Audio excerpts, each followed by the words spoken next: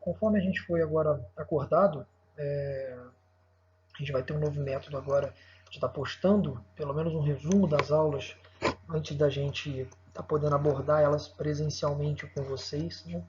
Então, no primeiro momento, dentro da hematologia, a gente vai ter aí uma interpretação para vocês iniciarem, né, para ir conhecendo como interpretar um hemograma. Então, o Tiago vai estar falando um pouquinho para vocês sobre as anemias e os diagnósticos diferenciais de uma forma mais básica. E eu vou estar falando um pouquinho para vocês sobre a interpretação do leucograma. Bom, vocês entenderam o que é hematopoiese, né? Hematopoiese nada mais é do que a formação das células do sangue, né? Então, a gente tem aqui desde uma célula totipotente, ou seja, uma célula capaz de se transformar, se dividir, se reproduzir nela mesma em outras várias linhagens, né?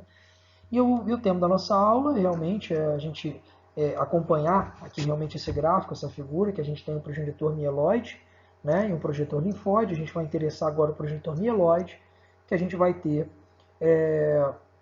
precursor mieloide monocítico granulocítico, né, que é aquele GMP ali, que consequentemente vai dar origem aos leucócitos, né, originalmente aos monócitos, que nos tecidos vão evoluir para macrófagos, né. A gente também tem a formação aí também dos basófilos e também dos eosinófilos.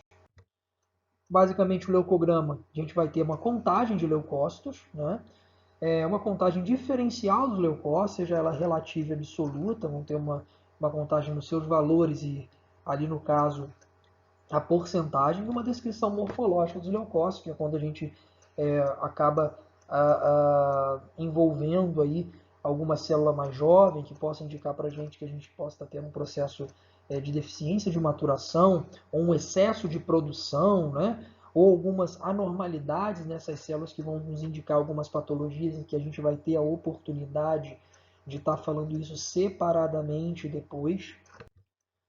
Bom, e aí são o diferencial, né? São os basófilos e os eosinófilos, vai vir nessa ordem, basicamente, os hemogramas.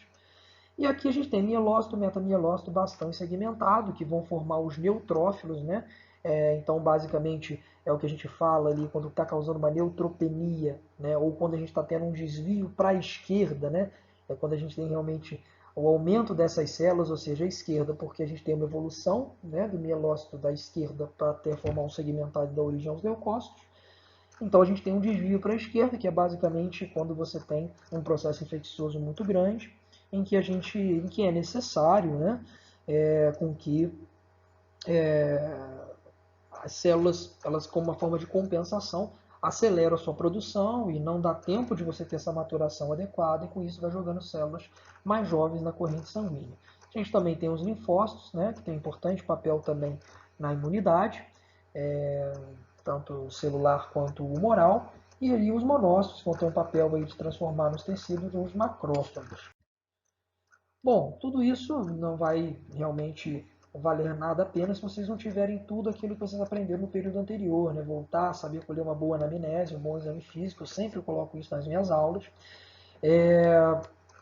Isso é primordial, não adianta a gente querer tratar exame, o hemograma, ele é um exame complementar, então ele tem que complementar alguma coisa que você já está pensando, né? Obviamente, algumas vezes a gente pode estar solicitando um hemograma e a gente pode estar tendo alguma surpresa, né? Ser um achado, algumas doenças elas acabam aparecendo como um achado no hemograma de rotina, sem o paciente estar apresentando nenhum sintoma, mas na maioria das vezes, né?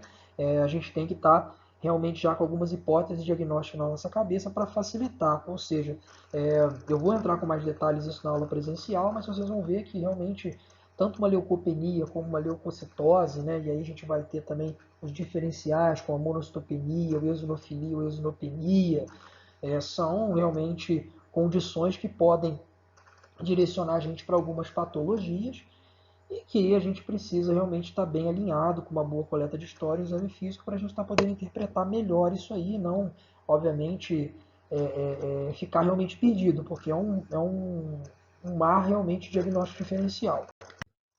Então a gente tem nos leucócitos aí uma leucocitose, o termo leucopenia, uma reação leucemoide. Eu só vou dar esses termos agora rapidamente para vocês, mas basicamente amanhã eu vou apresentar alguns exemplos para vocês de basicamente algumas coisas que a gente pega na nossa prática clínica. Os eosinófilos também, que a gente tem eosinofilia e eosinopenia, né? Eosinofilia em reações alérgicas ou realmente Em algumas situações, quando a gente tem algumas parasitoses, né? Linfócitos, quando a gente tem linfocitose, a gente vai abordar algumas doenças hematológicas, e a linfopenia também, como causas virais.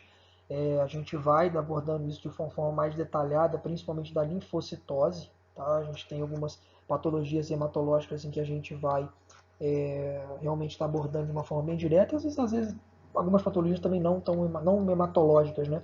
Como a própria, é, como a própria mononucleose, infecção por citomegalovírus.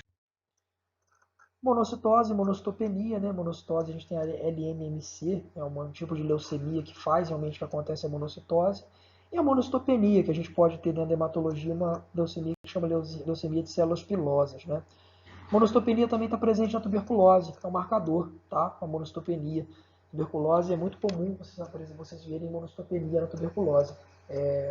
Se a suspeita for essa, isso indica bastante para vocês.